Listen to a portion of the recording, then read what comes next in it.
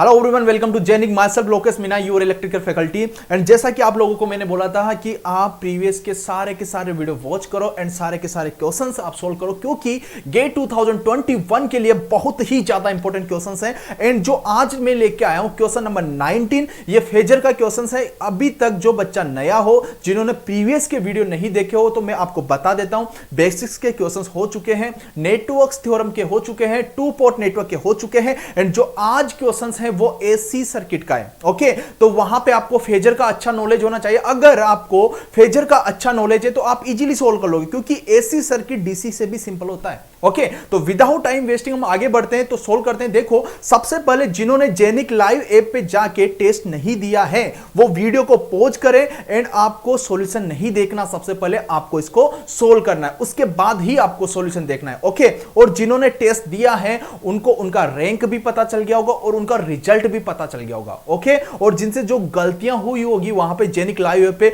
वो गलतियां भी आज आपकी क्लियर हो जाएगी। ओके, तो देखो आपके पास क्वेश्चंस है, आप एक बार रीड कर लो इसको, फिर उसके बाद मैं सोल्व करता हूं। और जिन्होंने जो आज ही जिन्होंने पहला वीडियो मेरा देखा है, तो सबसे पहले वो वीडियो को पॉज करें एंड आप सोल्व करें, क्योंकि एसी सर्किट का क्वेश्चंस है एंड यहां पे आपको फेजर का नॉलेज अच्छा होना चाहिए। ओके, तो देखो कि in the network shown in the figure current phasor I1 lead I2।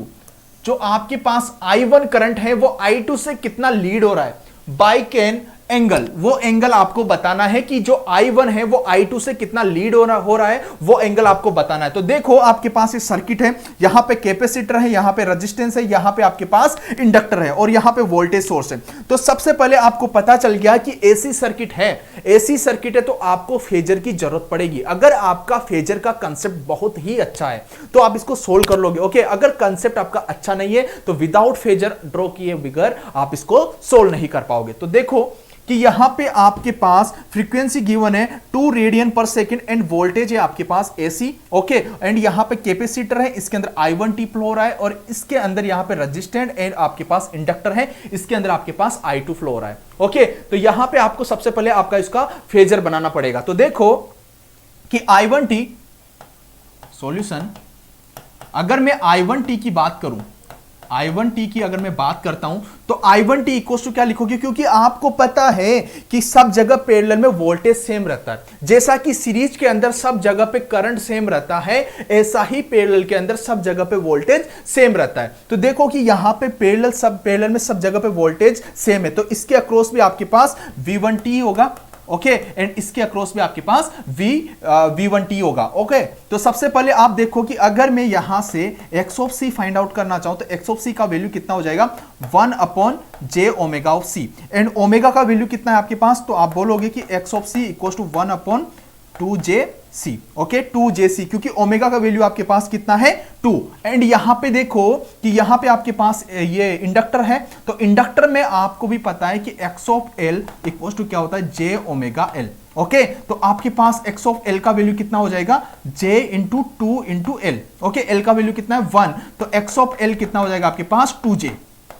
Okay, तो इतना आपको समझ में आ गया होगा। अब इजीली आप I1 of t find out कर सकते हो एंड I2 ऑफ t आप फाइंड आउट कर सकते हो। ओके, तो I1t इक्वल टू कितना हो जाएगा आपके पास, देखो कि इसके अक्रॉस भी आपके पास वोल्टेज कितना है V1 ऑफ t। ओके, तो आप बोल सकते हो कि current equal to V1 of t divided by x of c।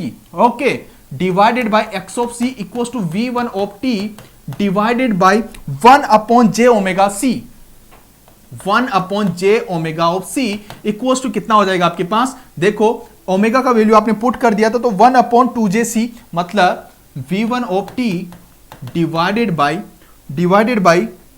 1/2jc equals to कितना हो गया आपके पास 2c V1 of t and j को कैसे लिख सकते हो आप, at an angle of 90 degree, at an angle of 90 degree. Okay, तो I1 और t का वैल्यू आपको पता चल गया एंड I2 ऑफ t का वैल्यू कितना होगा, देखो I2 of t equals to कितना हो जाएगा, क्योंकि इसके अक्रॉस भी वोल्टेज आपका कितना है V1 ऑफ t। ओके, तो I2 ऑफ t का वैल्यू कितना हो जाएगा आपके पास, बोलोगे आप V1 of t divided by 2 plus x of resistance plus x of l। तो x ऑफ l का वैल्यू कितना है आपके पास 2j। Okay, 2j।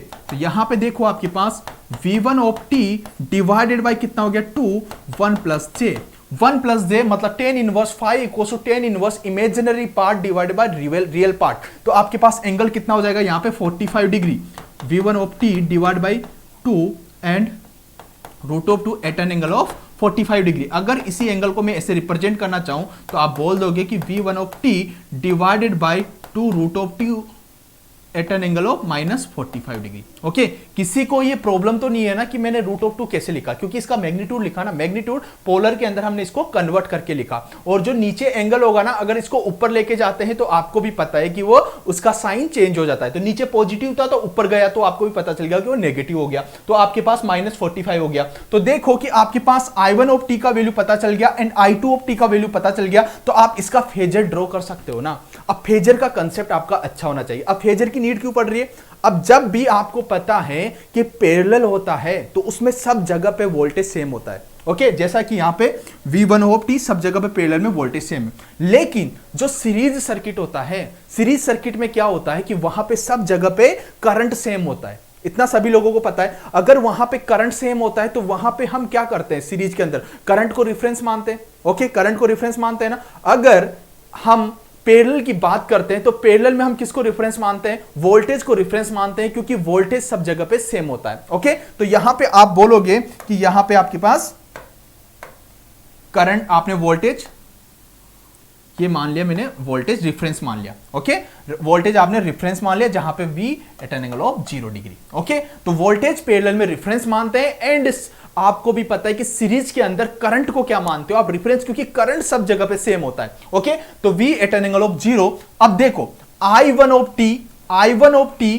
यहां पे ये कैपेसिटर था। कैपेसिटर में आपको पहले ही पता होगा क्योंकि इसके अंदर लीडिंग पावर फैक्टर होता है एंड इंडक्टर के अंदर सभी को पता होगा कि लैगिंग पावर फैक्टर होता है एंड रेजिस्टेंस के, प्योरली रेजिस्टेंस के अंदर पता होगा कि यूनिटी पावर फैक्टर होता है। ओके, तो देखो कि आपको यहां से दिख रहा होगा कि आपके पास जो I1 ऑफ t है, ओके, जो वोल्टेज से कितना लीड कर रहा है, कितना लीड कर रहा है, यहां पे at an angle of 90 degree plus है ना। तो आप बोलोगे कि अगर मैं प्लस को बताना चाहूंगा तो यहां पे आप ड्रॉ करोगे। ओके, तो ये हो जाएगा आपके पास I1 ऑफ t, मतलब ये एंगल कितना हो गया आपके पास 90 डिग्री। लिख सकते हो, कोई प्रॉब्लम नहीं। और यहां पे ये आपके पास ये वोल्टेज तो रेफरेंस है। ओके, एंड ऐसे ही आप I2 ऑफ t को लिखना चाहोगे तो I2 ऑफ t को कैसे लिखोगे? वोल्टेज से देखो,